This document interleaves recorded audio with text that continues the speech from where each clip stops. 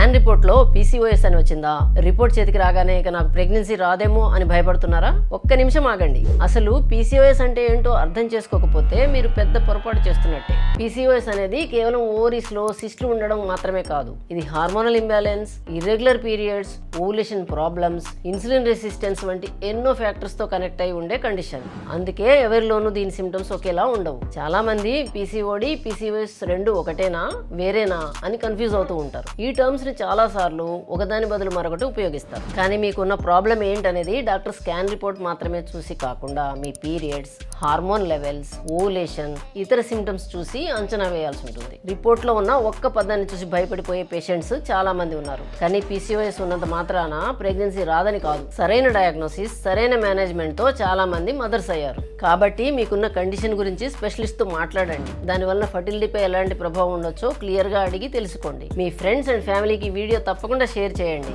ఇలాంటి fertility health information కోసం మా ఛానల్ని ఫాలో అవ్వండి.